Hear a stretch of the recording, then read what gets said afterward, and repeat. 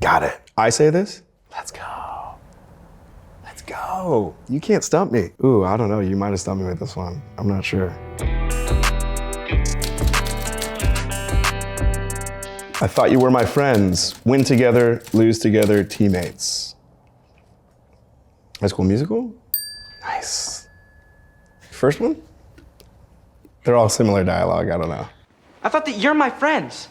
Win together, lose together, teammates. The cast and the group of people making that movie was just magical. There's a time and a place for everything, and everything's, happens for a reason, and that's High School Musical is like the prime example for that. I've never had so much fun, maybe a few times, but it was still, to this day, maybe one of the most fun experiences of my whole life, and it just shows on camera. The whole first movie, we practiced those dance routines like once or twice. We just get up there and do it.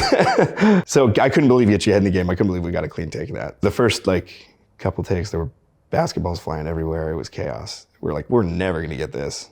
And then everyone just nailed it. It changed everything for me. I had just a really great group of friends. It was fun to be out there doing really exciting, fun, music-forward work. It wasn't so serious. Definitely made me very popular, so that was interesting. I remember I could afford to move out of my house and live in LA. Everything got really interesting from that point forward. Padres before I sleep with tu madres. And that's from Neighbors. Padres before I sleep with tu madres. We did a ton of improv on that movie. There's at least some improv in every scene I'm in. It was really fun. Dave was the best. Yeah, he crushed that. Usually the funny stories with Seth are just how much general improv we were doing. It was always surprising what he comes up with. And also when you get 2 or 3 lines deep and you stick with the characters, some just ridiculous stuff comes out. Just in general, doing that with Seth is hilarious. It's so much fun. I just woke up in jail with a bunch of penises on my forehead. Dirty Grandpa. I just woke up in fucking jail with a bunch of penises on my forehead.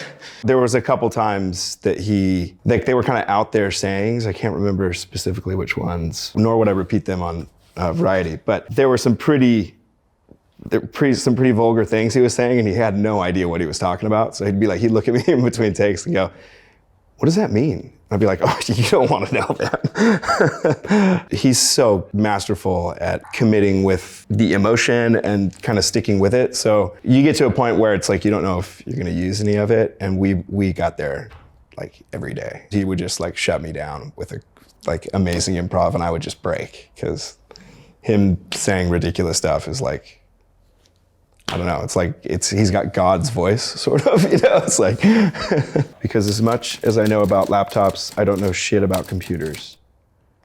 Oh my gosh, this was an improv. Baywatch?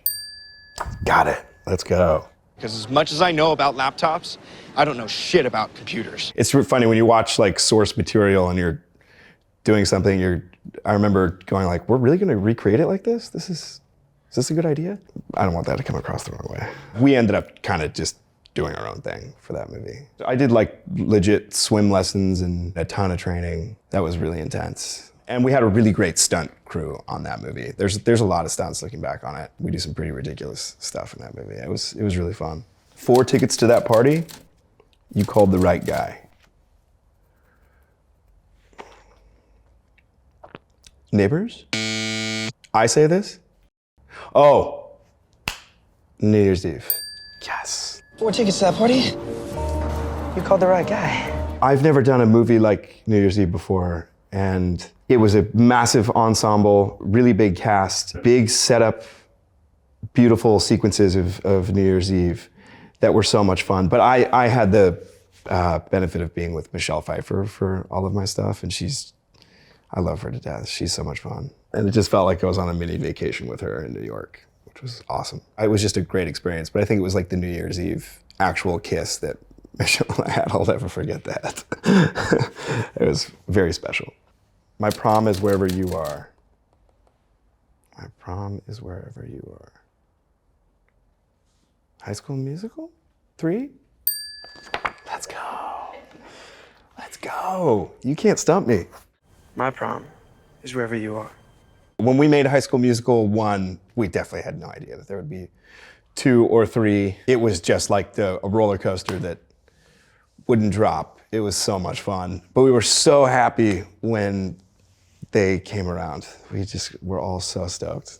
It was like the most fun musical summer camp with everybody that was becoming progressively more elite at singing, dancing, and just the arts and entertainment, all crammed together from the days before anyone was popular to after. By the time 3 hit, we were just firing. It was so fun. The musical genre it's tricky, you know. I would love to like do another musical. It's hard though.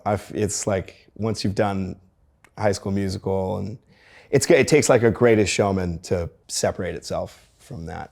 I just don't want to do the same thing over and over again. Listen, girls, if you don't respect yourself, how do you expect others to respect you? How do you respect others? Ooh, I don't know. You might have stumped me with this one. I'm not sure. It's gonna come to me. 17 again, maybe? Yeah. Okay, cool. If you girls don't respect yourselves, then how do you expect anyone else to respect you? I had the benefit of being able to watch Mathew my whole life before that movie started. It's not like we hammered home like how to do the jokes or the character. I just had to make it true to myself and be able to make it happen. But there's those things that Mathew Perry just invented. The way he kind of just brought humor to camera. They're like ingrained in me. I think they're a huge part of why I'm here. You know, is comedic timing from Mathew Perry for years and years and years. I could kind of go through a scene in my mind and be like, oh, he'd definitely do this. Oh, he'd definitely do that. That was really all it took. And that and putting yourself in your dad's shoes, which was really crazy. Yeah, but thanks, Mathew.